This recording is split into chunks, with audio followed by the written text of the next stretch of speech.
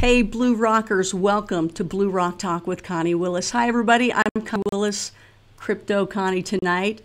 Blue Rock Talk is Earth's most interesting conversations. We're talking about people, places, and sometimes things, because we have a great network here. What we do is we do something where we have different nights and different things that happen. You know, like the old Fox, and then Monday lineup, and Tuesday lineup, and Thursday lineup, and all that kind of stuff. Well, we've got that for you here. And what we do is on Tuesdays, we have Crypto Connie Tuesday, and of course that's what's going on right now. And we're going to be talking about cryptocurrency, and tonight we have an exclusive, we have a launch, we have a wonderful night. Hang in there. I want to remind you that coming up, Wasted Wednesdays, a serious look at the cannabis industry. Thursday nights we do something called Far Out Thursday. We talk about anything interesting, maybe bees making honey, maybe hybrids, maybe remote viewing, maybe aliens, all sorts of really fun, interesting things. And then on Friday, Bigfoot Friday, real researchers, eyewitnesses. And then on Sunday, everything's legit across the board. We have Stan's Bible lecture, and that's Stan Larimer, the guy that you're going to be talking to tonight. Yep, the godfather of BitShares. He does his Bible lecture. It's a college level course, and he's ready to, take you on. People like that, and he's ready to do that for you. So those are the shows, usually on at 10 p.m. Eastern, just like right now. However, we might go a little earlier in the future, so I'll let you know when that happens. And on Sunday, it's 2 p.m. Eastern. Also, we do a lot of live break-ins. Anything can happen at any time. And I am now cutting off my phone so you guys don't have to hear that. Everybody turn their phones off. All of you guys out there too, Blue Rockers especially. You guys are people in the know and you are subscribed here. So if you have not subscribed yet to Blue Rock Talk with Connie Willis, please do that today. Hit that like button if you like what's going on. Comment, especially in the chat room. I do want to let you know that we are broadcasting live right now on Blue Rock Talk with Connie Willis YouTube, on my personal Facebook page, my Connie Willis Facebook page, my Blue Rock Talk Facebook page, one of my Twitters, and then also on DLive. So hi, everybody out there. And please, if you want to get into the chat, we will do live Q&A. Make sure you do that in the YouTube chat. I can't keep up with all of them, okay? And when you want to ask a question, because we will take them, please put them in all caps, all right? And any comments as well. If it's 2 hours later or an hour later and it's way up the top, you're going to have to redo that. So I know you guys can think quick enough on your feet to do something like that. So I am so excited about what's going on. Oh, let me have this really cool look behind me. There you go. There you go. Now that's cool, right? That is crypto behind us, even though tonight we're going to be talking about something beyond that. However, crypto is also involved. Those of you, speaking of crypto, if you're new to it, I mean, that's what Crypto Connie is all about, is putting it into layman's terms. We do a lot with the BitShares Dynasty and Stan Larimer. However, let's say you're still clueless. And I know I am when it comes to trading and figuring out what to do with my money and how to pull it out here and what happens now and what about this new coin. Well, there's something called Cryptocurrency School or Crypto School, and there's a link down below. If I didn't get it on there properly, I will, when this is over. But there's a link to a school that you can take that I'm taking that puts you right into the layman's terms and helps you out, and it's going to help you out even more so, I think, in the future with the BitShares Dynasty. I'm excited about that. But I didn't say anything. I don't know what you're talking about. I don't know what you're talking about. I didn't say a word. Other links that you're going to hear about tonight are going to be down in the description below. You're going to want to know about these links because what we're launching tonight, we have an exclusive. I know it's a bit out there with Telegram. I know things have been whispered and shouted, but for the most part, this is the exclusive launch right now. We get to talk about it here on Blue Rock Talk.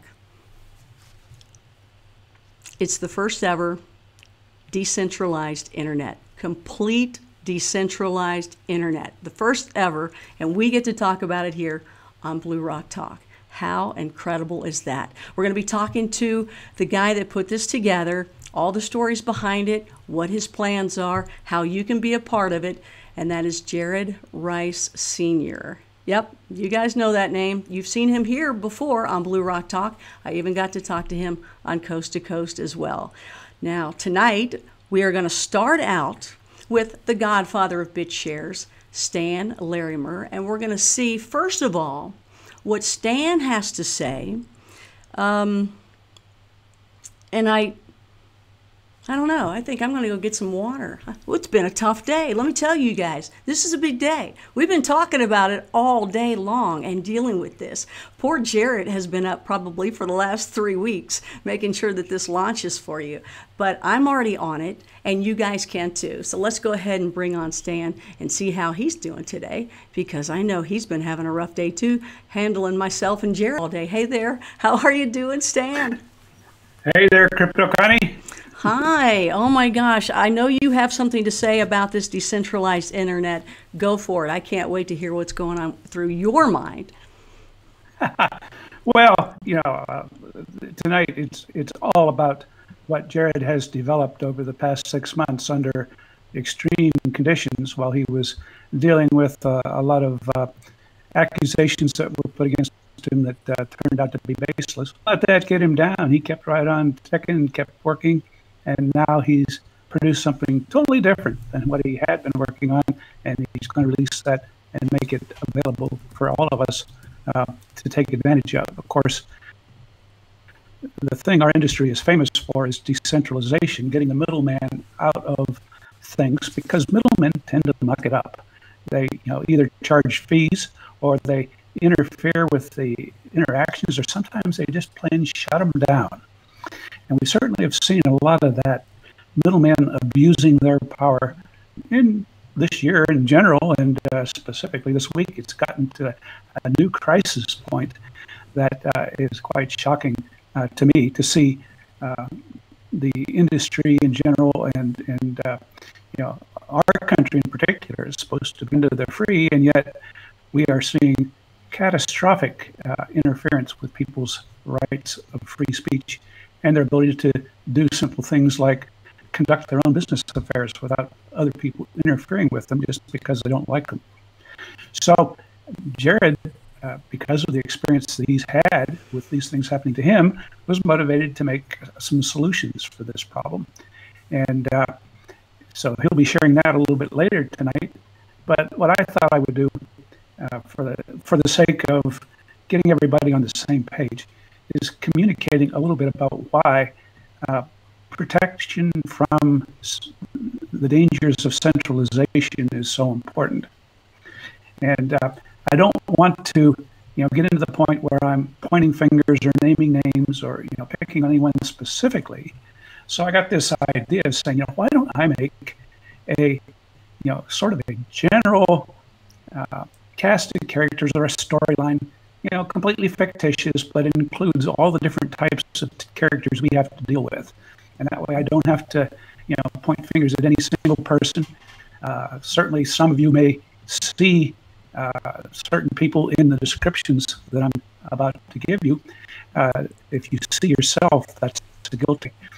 I'm envisioning this as like a new TV series that somebody might do someday. And, when you want to introduce and go around and selling that, you put together a movie trailer, right? So I got to say in a movie trailer for a new show that captures all of the evil characters that we find in our industry today. I want to pack them all into one show. And I was inspired since, one of my favorite shows back in the 1980s was Dallas, the one that had Who Shot JR in it. And I know a lot of you are too young to remember that, but it's a cultural icon and probably has filtered down through you to you in reruns, or somehow you've heard about him. If you haven't heard about him, JR was this lovable villain, an oil man in Texas, who was a devious schemer, always playing dirty tricks on people. Every show was about some plan JR had to basically put the screws to some other character. And every week, some character felt the sting of JR's schemes. And the show would always end with the success of that scheme coming to a crescendo, the sick look on the person, on the victim of JR's clever schemes, and then as the executive producer sign came on top of the window, JR would be grinning into the screen, sort of chuckling to himself about having pulled off another scheme. You know, it's kind of funny that we love JR because he was really mean, nasty, hurt a lot of people. But there was something about his personality that made you, for 1 hour, kind of root for the villain. You know, that's just the way it was. So I got to thinking about what our industry has turned out to be. And I don't even want to limit it to industry. Our society today do a reprise of the Dallas series where we turn everything upside down. Instead of JR being a devious, scheming Superman villain, let's make him a mild-mannered engineer, just wanting to create something on his code, not wanting to bother anybody, just wanting to share his good ideas with the world. You know, the exact opposite of J.R. Ewing.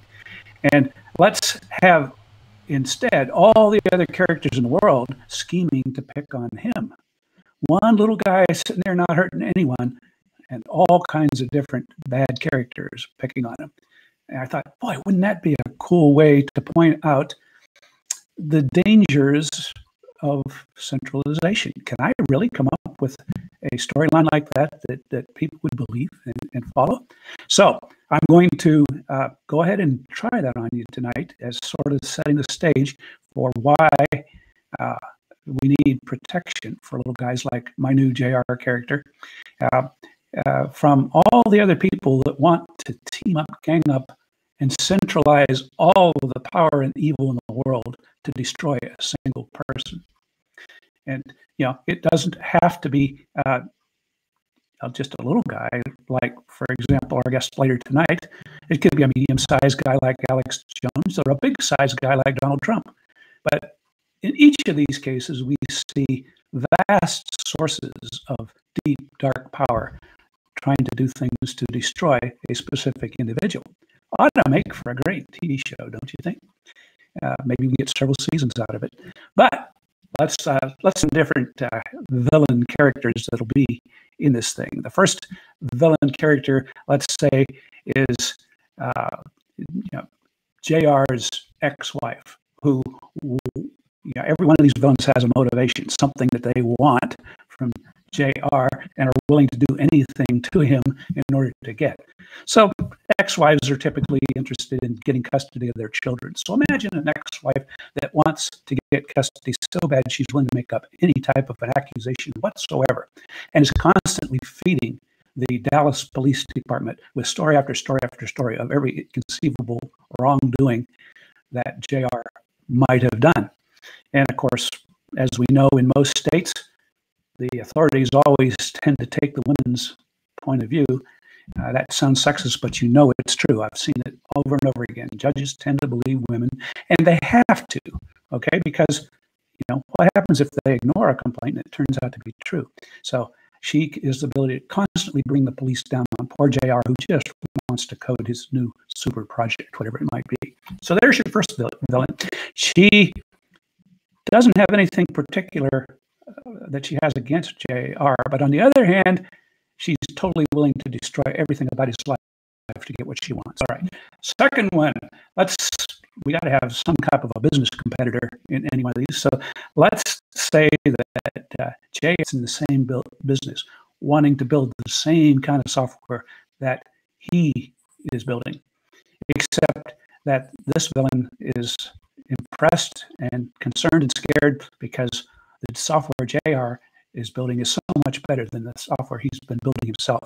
He needs to, at the very least, take JR out so he won't be a competitor. And if he can somehow arrange to steal the code and get ownership of what JR is doing for himself, then he's got something and he can go on and build his business. And he's won the competition. And this guy doesn't have anything particular against JR as a person either, but he's willing to totally destroy him in order to get what he wants. And He's also willing to collude with his ex-wife in order to scheme and make even bigger accusations that he can turn in to the authorities to try to get JR in trouble. Okay, let's pick a third category. Suppose these first two people have relationships with a big Texas law firm. The firm is interested in getting into the cryptocurrency business, becoming experts.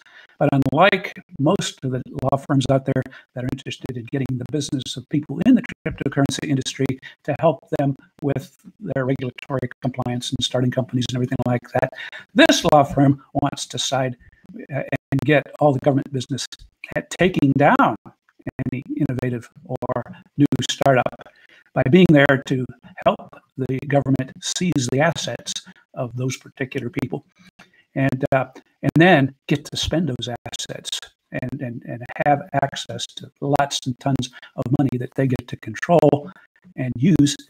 And while they're at it, get a lot of fame and glory, going around speaking on how they take down companies, and hopefully get a big business reputation going as the company to go to when you want to destroy somebody else's company.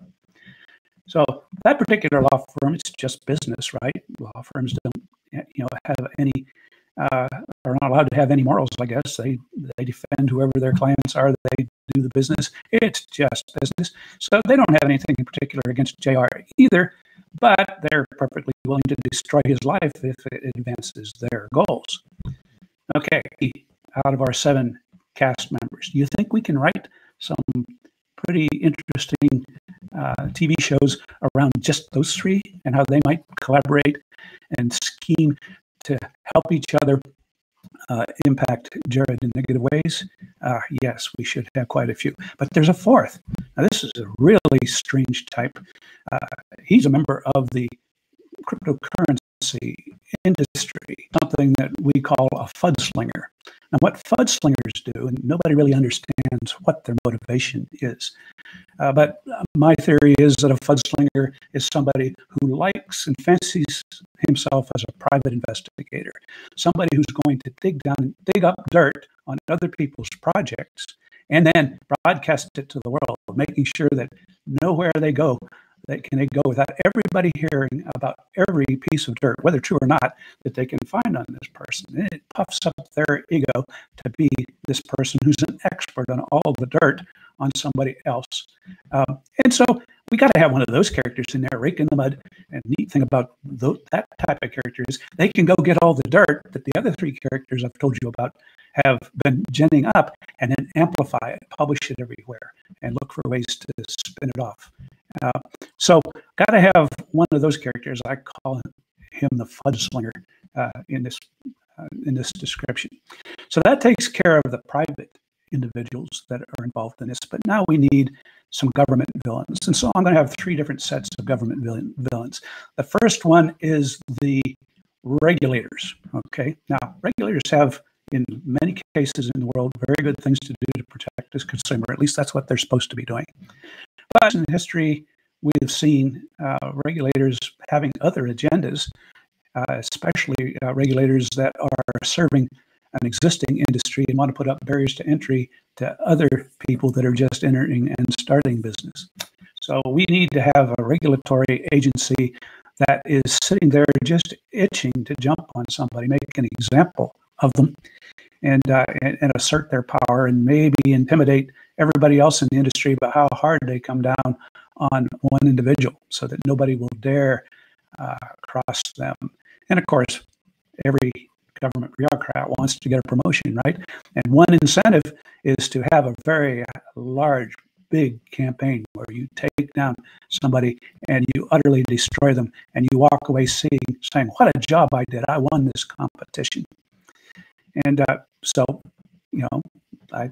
in this character, where we have the different types of evil people that are out in the world, we're going to populate this particular slot with evil, self-interested regulators whose only interest is furthering their own career and furthering the career of their agency in terms of increasing its power and budget.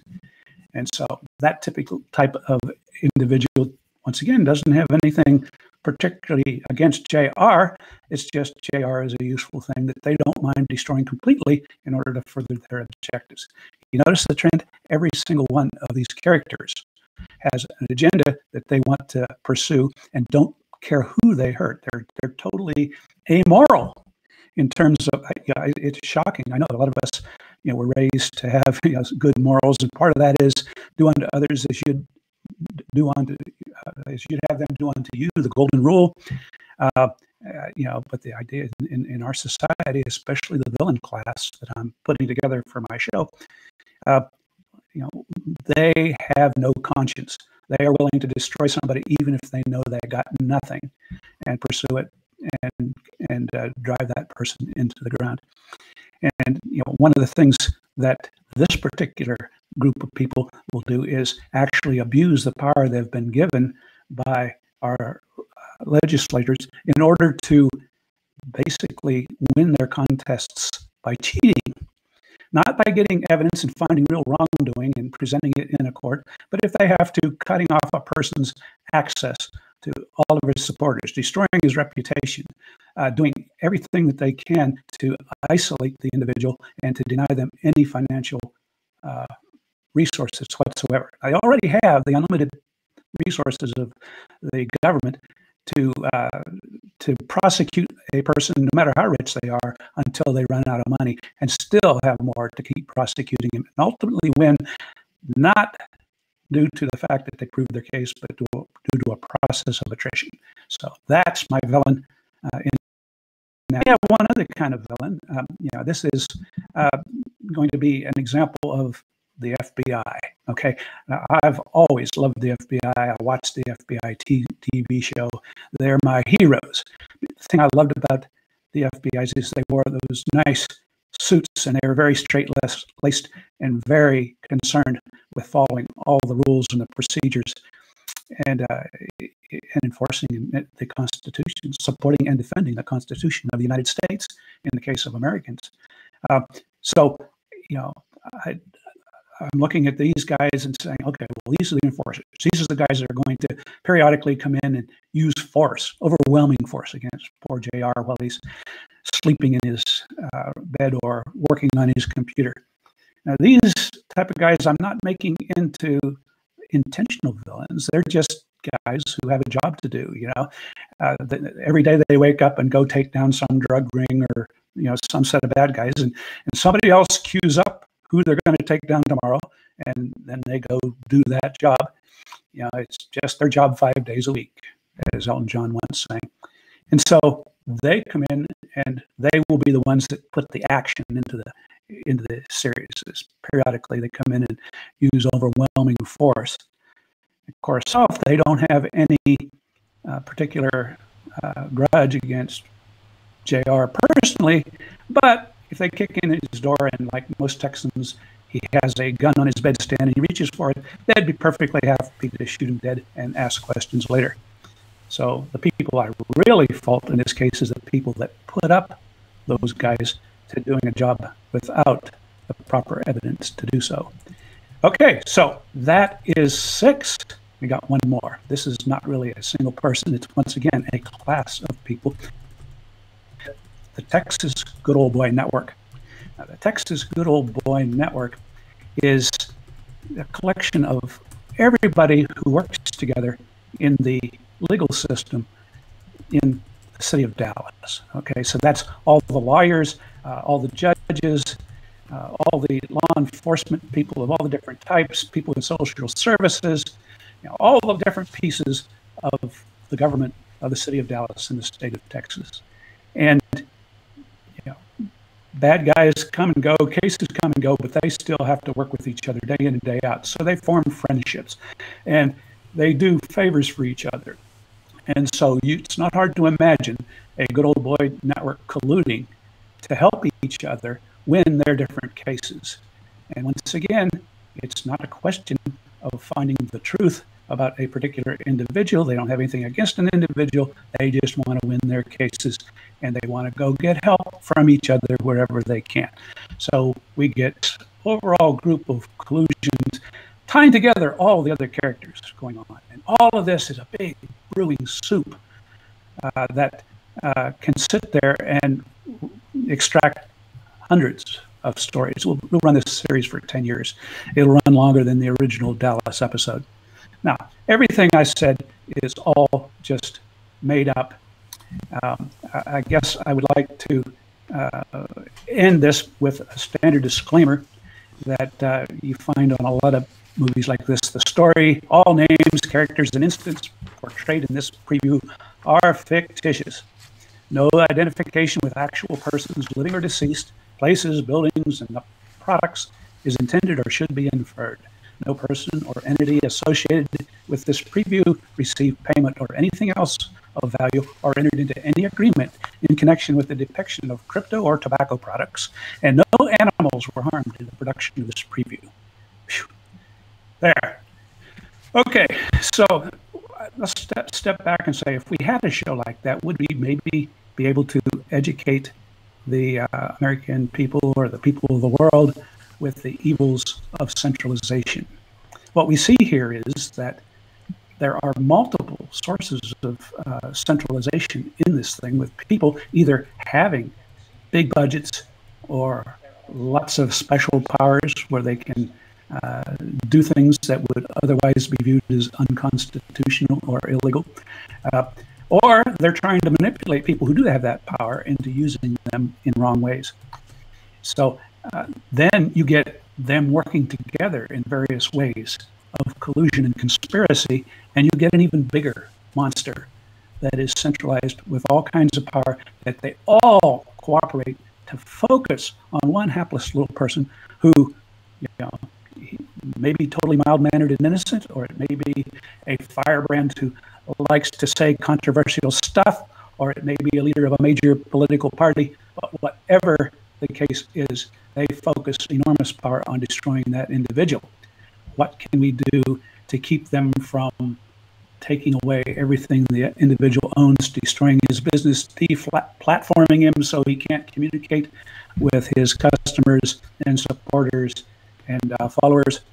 You know, all of these things are a ripe field for technology to come along and help us protect these people. Now, I won't try to fool you. There is not a technical solution for everything, and sometimes it's going to have to, we're all going to have to suck this kind of stuff. Let's go back to where we had rule of law in our countries.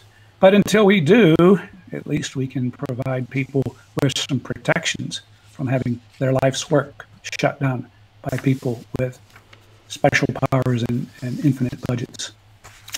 Okay, that's my long-winded opening monologue. Sorry that took so long. But at this point, Connie, I'm willing to hand it back to you, and you can ask Jared what he's going to do about all these different kinds of things that are out there that you know, could use some extra technology to help support and defend the freedom of single individuals being picked on by a giant beast. Well, you got that right. I tell you what, I've learned a lot about freedom of speech this entire week just by discussing what we're going to, you know, what we're discussing tonight. And I'm just very surprised at some of the reactions I've had along the week. You know, freedom of speech is absolutely a privilege, and it's a privilege that a lot of people don't have. It also is a responsibility, I've learned, and it's also, you know, be respectful. It really does go back to do unto others.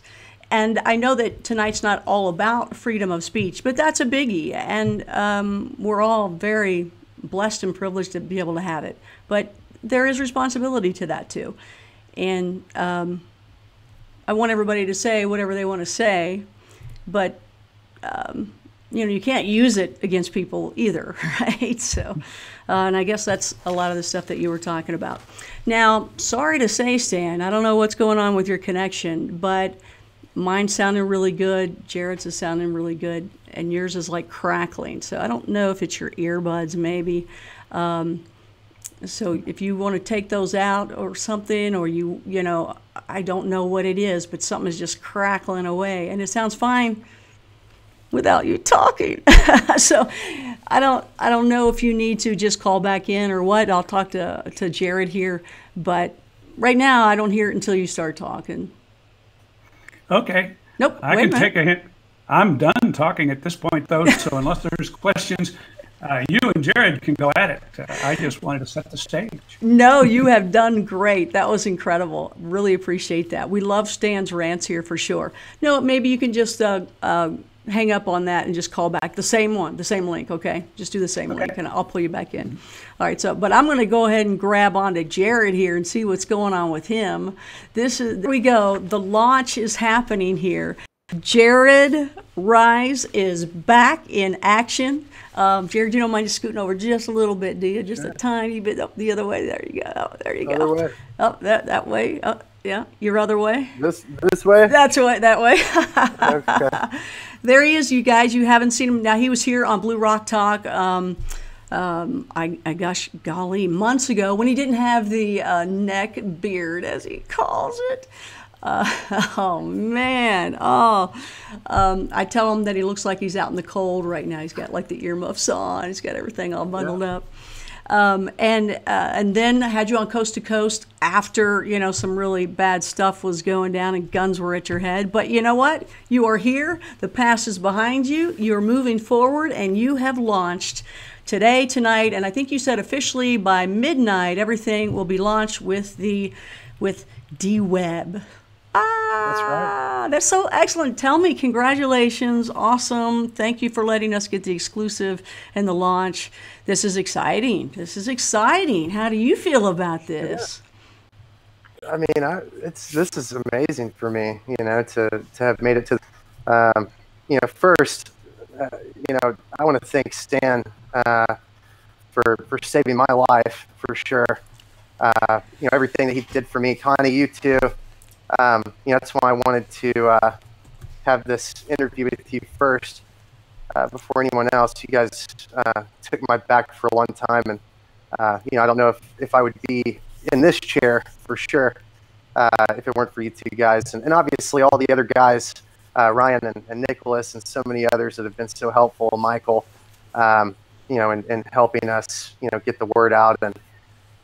Really kind of prove our innocence and standing up for us publicly has just been great. So we are very blessed. Well, I want to know a little bit more about how this is going to work. Keep in mind, and by the way, it was a hard ride with you. I mean, it was tough. I mean, it was tough for everyone, but it was the toughest for you. I wouldn't want to go through what you went through. And, a Kentuckian as well, somebody had guns on me, I'd probably throw that gun back out too. I mean, that's a scary situation you were in. You talked to us on Coast right after that. I had said at that point, I said, I know we're going to make history. We're going to make history. I knew it. Stan was letting me know about all that stuff. Stan's the man who really was right there for you, almost like a father even. And you have come through on the other side and said, your freedom of speech was actually used in putting this out, I think. But you have turned the tables around and you have launched a whole new internet with, we're talking video and a Twitter, which is dStat. In fact, let's just go ahead and talk about those. Tell me about this dWeb, which you say is a distributed web, and so distributed web, decentralized internet, same kind of thing. And what is your goal? And midnight's the time, right? Midnight's the time, yeah. So I mean, the first thing I'd say is, when this all first started, this wasn't the first time that we had lost a project totally, removed from the planet, if you will. So, we knew that we had to do something about that. It's very painful when you spend a whole year building something and it's literally just removed. You're done, is gone. So, it kind of became a mission of ours to find a way to, keep what we build. Initially we weren't even building this as what it is now.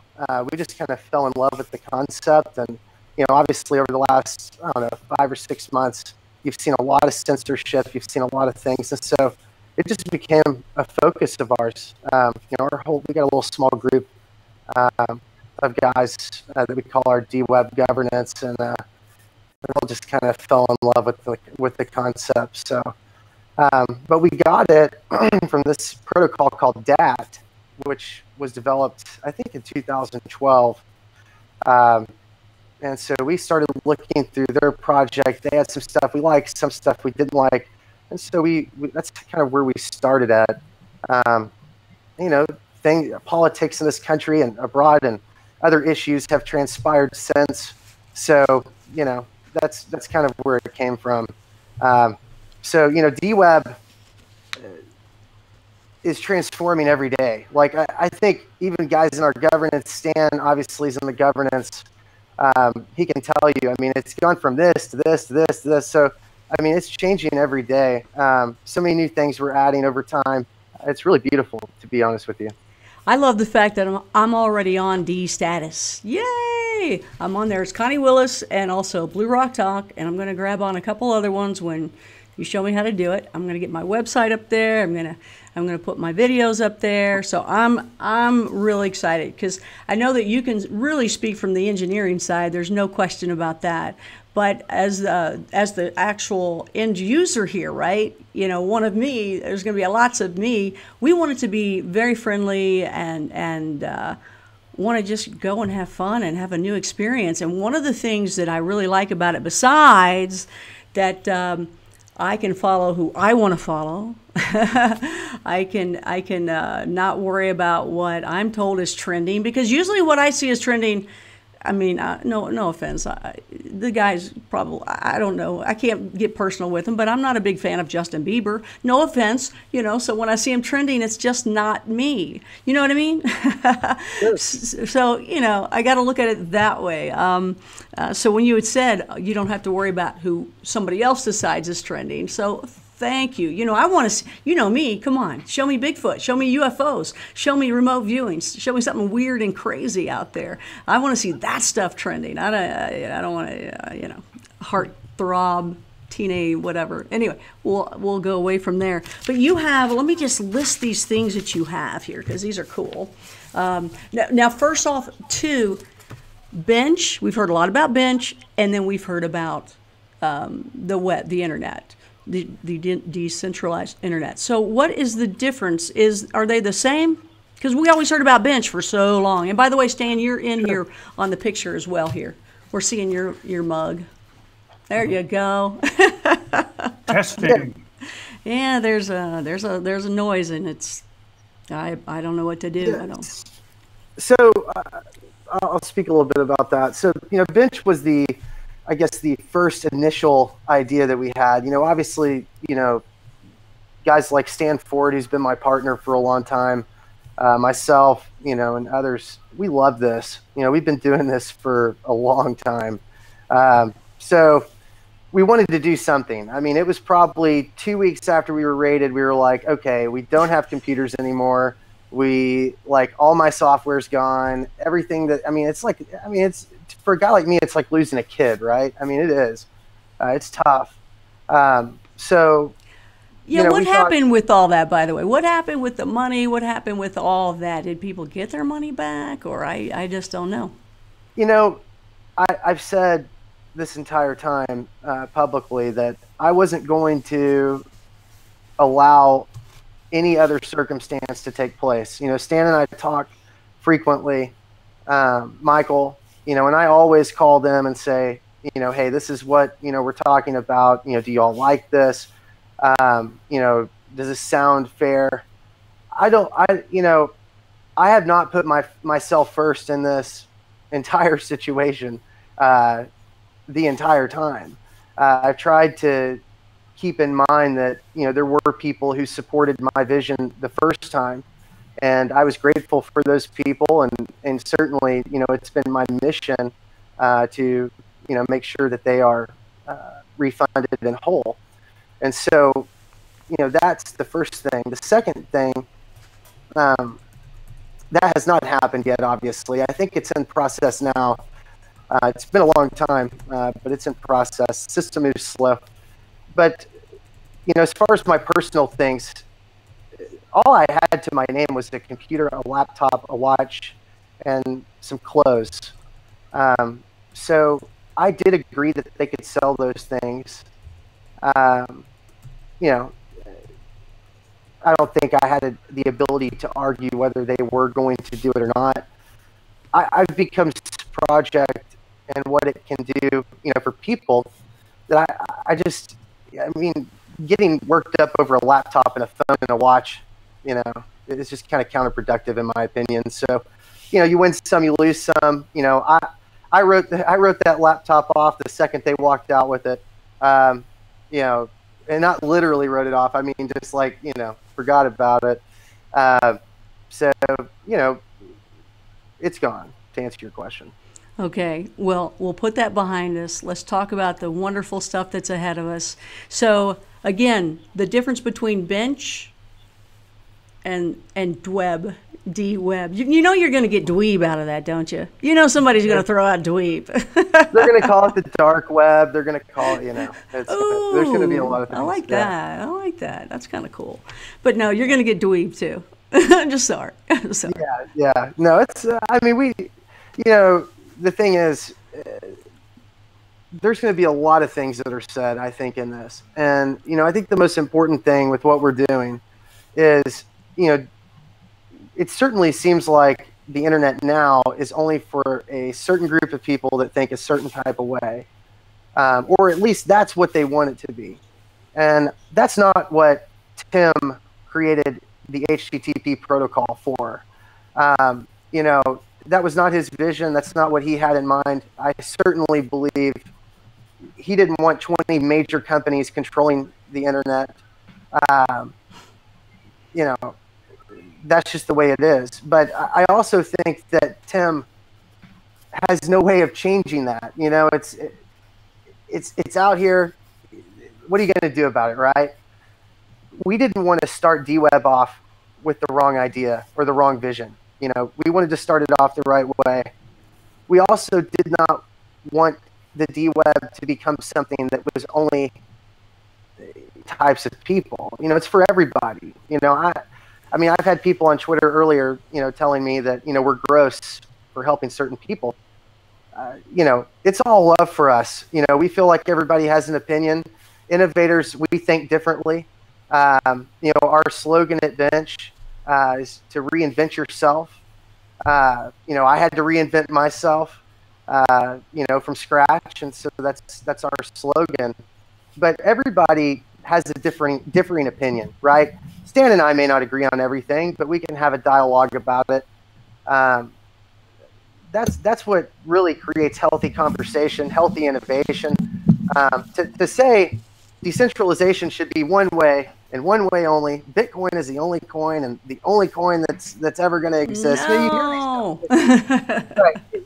You hear these conversations, and that's not healthy dialogue in innovating the future. We have to now, granted, just like any innovator, and I told this to Stan earlier, as an innovator, you could be a person who has this idea that is totally ridiculous. I'm sure all of us have heard ideas that make no sense, and you want to tell the person telling you, but you don't want to hurt their feelings. Those people who have those ideas are going to be alone at the end of the day with that idea. Just like a sick, racist opinion that some person may have, right? Racism is sick, right? I don't agree with it. I don't like it. But I can tell you what, I don't follow racist on Twitter. I don't follow racist on Facebook. I follow who I want to follow. But I do agree that some social networks bombard you with it, right? So, like, even if I don't follow that person, that person, when they say something stupid, is trending on the right side of this website, and I'm force-fed that racism. I don't want to be force-fed racism. While I want everybody to have their opinion, I want to be able to follow the people that I want to follow, right? I want to hear what Stan Larimer has to say or Connie has to say. I don't want to hear, what people who may have a different opinion than I do, or a sicker, or a sick opinion than I do. That's really the issue, I think. And so we don't want to censor people, but we also want to give, like you said, you the ability to keep your profile private, which you can, right? There is no search, so nobody's going to find you unless you link them, right? Somebody could certainly leak it, but on a personal level with just regular people, who's gonna sit up at night waiting on somebody to leak somebody's link that they don't know, right? Companies aren't there to sell your data. I think it's great, right? And I think that's where we hit true decentralization, is you make the decisions. It's your profile, it's your information, it's your data. When you see these social networks that come out and say, we're decentralized, right? A lot of them aren't. Truly. I mean, you could take down certain facets of these networks and they would totally disappear, right? And so those are the two things.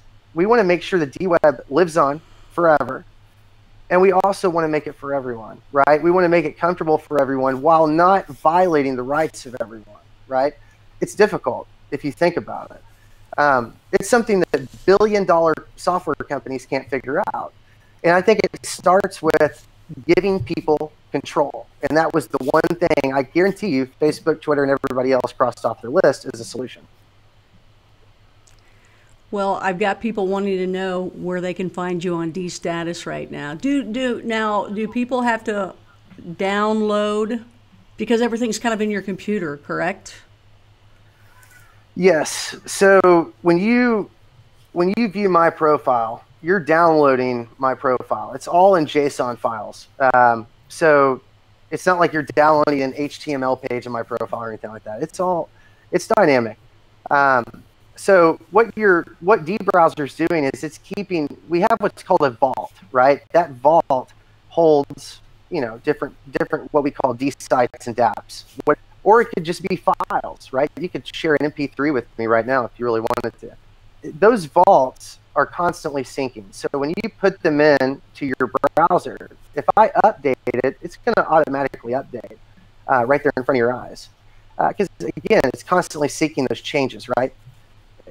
It's different than what you see with a regular website. That's why, you and I were talking earlier about your WordPress site. WordPress can't work. It's because it utilizes MySQL as a database and other things that don't work. And so we have the DAT team actually, Paul, I can't pronounce his last name, he created a database solution for the distributed web, which is genius actually. And so we've been working with that for the past 5 months. And so we've been building a lot of apps on it. It's actually really, really cool. And so we call it dSiteDB, dSiteDB and dDatabase. There's two different, his original form and our twist of that form, and both are useful. And so that's kind of, yes, you are downloading the files, yes, but these are append-only logs where, let's say 50 people have your profile on their computer, right? They have this sync going. Well, you have the original because you own the keys. You're the only person that can make updates to that dSite or that dApp, right?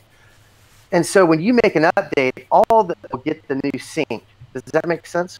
Yeah. So it's like, the way I like to think about it is, if you're just thinking about it from a data standpoint, anybody who's an engineer understands when you're working with a large size application, you'll have multiple database servers. I look at peers as like multiple database servers, right? Where one server is the master and the rest are slaves, and the master gets the write, and then it distributes and syncs that write with all the slave servers.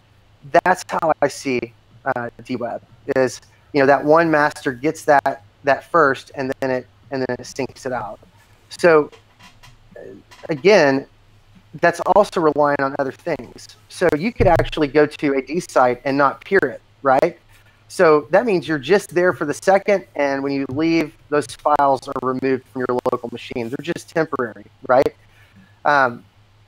So if you seed it though, which is if you're going to a website that you support, you should probably see. In our world, with the dWeb, you don't have hosting, you don't have servers. It's just peers. And so if nobody's peering your website, nobody can pull it up. Does that make sense? Yeah. So it's important that you get people to peer your website, and you can do that inside dBrowser. Up on the address bar, there's a peer icon, and usually it has a number next to it. They click that, and they drag over this this drag bar over to the very right to seed it forever, or seed it for 10 days, or seed it for a month. It depends on what they're willing to seed it for. And so I see companies being able to give incentive to others to seed their sites in order to save on hosting, which is interesting too. Then the next question came, can you broadcast this distributed website over HTTP, right? And again, thanks to this Paul guy, who's done a lot of work for a long time on this stuff, did create a way to do that. And so we've worked that into what we're doing to where you can do that as well. And so that, like, if you go to dwebs.io, it is currently on the distributed web. It is not hosted in a data center. So it's seeded. I don't know how many seeds. You guys would have to look in the browser. I'm not looking now. But there's a certain amount of seeds for that site. And I recommend people seed our sites, by the way. That would be great. Oh my gosh, I'm loving every bit of this. By the way, if you're just now joining us, this is Blue Rock Talk with Connie Willis. This is Crypto Connie night. We have Stan Larimer, the godfather of BitShares, with us, and we also have the founder and developer of dWeb, Jarrett Rice, that we're talking to. We're going to take just a quick break right now, see if we can't fix that sound. Don't go away. We're going to be right back. So I'm going to hit the John. Stay with us, okay? Don't go away.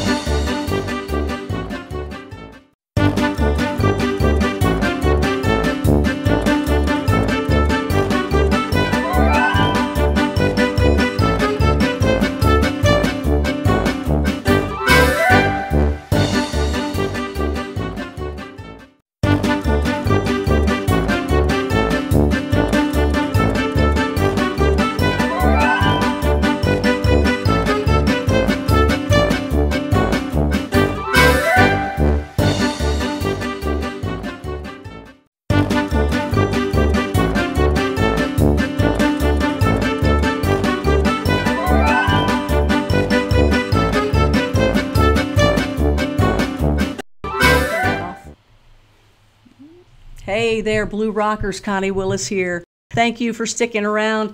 I really had to go. Woo! I feel a whole lot better now. So we've noticed that my sound sounds really good, and their sound is not working really well. This is a system called Wirecast, and instead of using Skype, which can really bring down your computer, what we're doing is using something called Rendezvous. And it can work or not work. You know, you never know what the troubles are going to be. But what we're going to do, just because I know I can't stand it as much as you all can't stand it, and I appreciate that you Blue Rockers have hung around. So what I'm going to do is, you know, just for the sake of, this is such an important night. It's such a big launch. And I hope that there's nothing being done by someone else. Let me tell you, we've had a lot of problems along the way. You know, it's funny when you usually talk about UFO conspiracy or some of the other conspiracies, things get stopped, they get let go, they get, you know, people try to tamper with things, they try to stop what you're saying and stuff like that. I don't know if that's happening here or not. I don't know. I don't want to think that's the case. However, we've had quite a bit of problem. And my output seems to be fine, and theirs does not. So what I'm going to do is I'm just going to restart everything and turn it back on. So I appreciate that those of you that are here, be true Blue Rockers with me, and stick around. Just refresh in about 5 minutes, okay? Just refresh again wherever you are. So I'm going to refresh everything myself. You guys go get a break. Stan and Jared went to take a break. Let me just pull all this together. I'll be the one that needs the break. and you guys won't hear all that noise, let's hope. Okay, so I appreciate you guys sticking around. We'll be right back with more Blue Rock Talk with Connie Willis on Crypto Connie Tuesday. And again, you'll need to refresh, I'm sure. Okay, so we will be all right back. Let's see here. What am I going to send as a nice little sign for you? There we go. We'll be right back, everybody. Don't go away.